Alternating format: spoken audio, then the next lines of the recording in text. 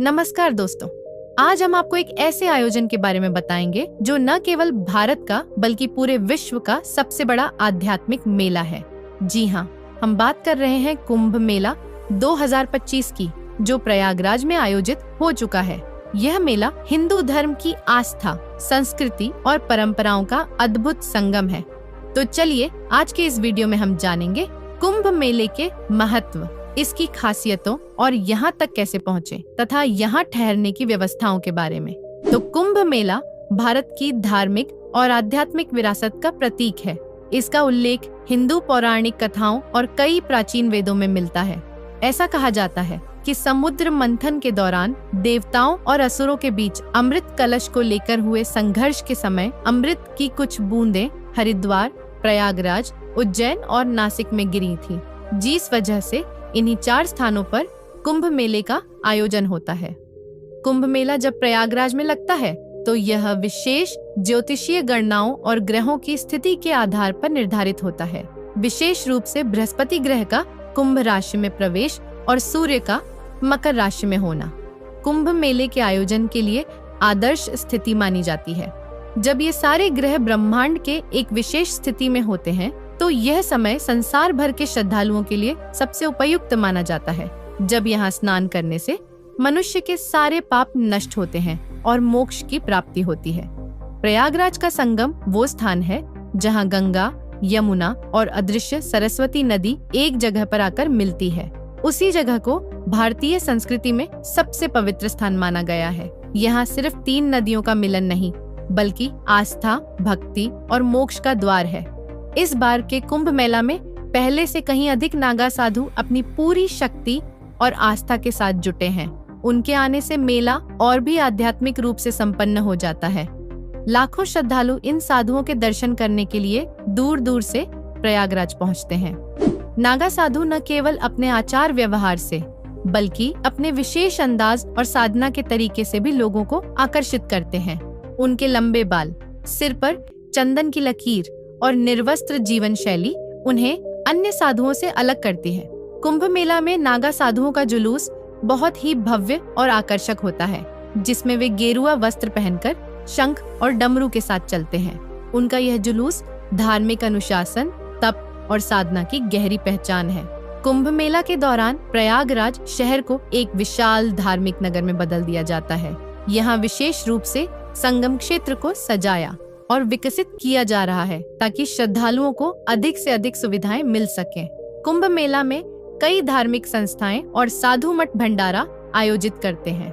मतलब होता है कि यहाँ पर आने वाले सभी श्रद्धालुओं को मुफ्त में खाना खिलाया जाए तथा यह भोजन आमतौर पर साधारण लेकिन पौष्टिक से भरपूर होता है, जैसे दाल चावल, रोटी सब्जी और हलवा शामिल है। और आइए अब जरा जानते हैं कुंभ मेला 2025 की खासियत और एक ही टाइमिंग के बारे में।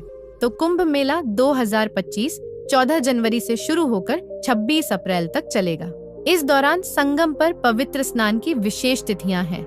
मकर संक्रांति, मौनी अमावस्या, बसंत पंचमी और महाशिवरात्रि जैसे पर्व कुंभ मेले के मुख्य आकर्षण हैं।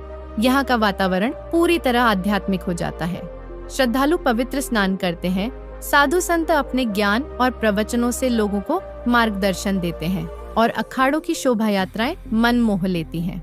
कुंभ मेले का हर पल जीवन में आध्यात्मिक ऊर्जा भर देता है। कुंभ मेले में संगम पर उमड़ने वाली भीड़ सिर्फ स्नान के लिए नहीं आती, बल्कि उस दिव्यता को अनुभव करने आती है जो यहाँ के वातावरण में बसती है। साधु संतों की उपस्थिति, अखाड़ों के जुलूस और भक्तों की आस्था इस आयोजन को भव्य और अद्वितीय बनाते हैं। संगम पर किया गया हर स्नान और हर प्रार्थना आपको न केवल आध्यात्मिक शांति देता है, बल्कि देवलोक से आए देवताओं से साक्षात आपकी आत्मा का मिलन करवाते हैं। कुंभ मेला 2025 प्रयागराज में कैसे पहुँचे और यहाँ क्या व्यवस्था है, अब ये जान लेते हैं। तो अगर आप भारत के किसी भी कोने से यहाँ पहुँचना चाहते हैं तो आपके सामने 3 विकल्प हैं: सड़क मार्ग, हवाई मार्ग और रेल मार्ग। सबसे पहले हवाई मार्ग को देखें तो अगर आप जल्दी से प्रयागराज पहुंचना चाहते हैं तो हवाई यात्रा सबसे सुविधाजनक तरीका होगा। प्रयागराज का बमरौली एयरपोर्ट शहर के केंद्र से लगभग 12 किलोमीटर दूर है। और यहाँ से आप टैक्सी या ऑटो के जरिए संगम घाट तक आसानी से पहुँच सकते हैं। दिल्ली, मुंबई, कोलकाता और अन्य बड़े शहरों से प्रयागराज के लिए फ्लाइट्स उपलब्ध हैं। लेकिन ध्यान रखें कि कुंभ मेला के दौरान एयरपोर्ट पर भारी भीड़ हो सकती है, इसलिए फ्लाइट्स पहले से बुक कर लें तो अच्छा रहेगा। दूसरा जरिया है रेल मार्ग से यात्रा करना। तो रेल मार्ग से यात्रा करना भी एक बेहतरीन विकल्प है। यहाँ का प्रयागराज जंक्शन एक प्रमुख रेलवे स्टेशन है और यह संगम से काफी करीब भी है।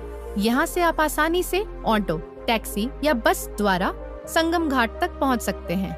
प्रयागराज के लिए सभी प्रमुख शहरों से ट्रेनें चलती हैं और कुंभ मेले के दौरान भारतीय रेलवे विशेष ट्रेनें भी चलाता है ताकि श्रद्धालुओं की संख्या के हिसाब से ज्यादा सुविधाएं उपलब्ध हो सके। तीसरा है सड़क मार्ग से यात्रा करना। जी हाँ, अगर आप सड़क मार्ग से यात्रा करना चाहते हैं तो यह भी एक अच्छा विकल्प है। दिल्ली, कानपुर, वाराणसी जैसे प्रमुख शहरों से प्रयागराज के लिए सीधी बसें और निजी वाहन उपलब्ध हैं। राष्ट्रीय राजमार्ग संख्या 2 और राजमार्ग संख्या 27 से आप आसानी से प्रयागराज पहुंच सकते हैं। यात्रा के दौरान आपको रुकने और खाने पीने की पर्याप्त व्यवस्था मिल जाएगी।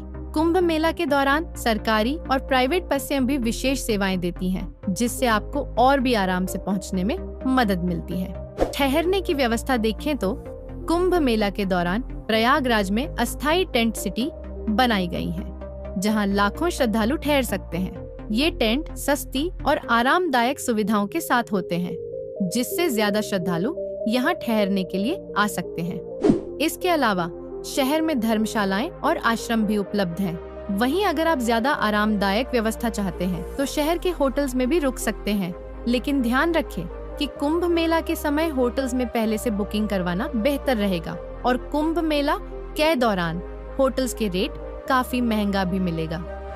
यात्रा से पहले कुछ ध्यान रखने योग्य बातें। कुंभ मेला के दौरान प्रयागराज में दुनिया भर से लाखों लोग आते हैं, इसलिए यात्रा के दौरान आपको सुरक्षा और अपनी चीजों का ख्याल रखना जरूरी है। स्नान की तारीखों और दिशा निर्देशों के बारे में सही जानकारी लेकर ही यात्रा पर निकलें। तो दोस्तों, अगर आप 2025 में कुंभ मेले का हिस्सा बनने की योजना बना रहे हैं तो अभी से अपनी तैयारी शुरू कर दें। इस अद्वितीय आयोजन का अनुभव आपको न केवल भक्ति और आस्था से भर देगा, बल्कि यह आपके जीवन को नई दिशा भी देगा। धन्यवाद।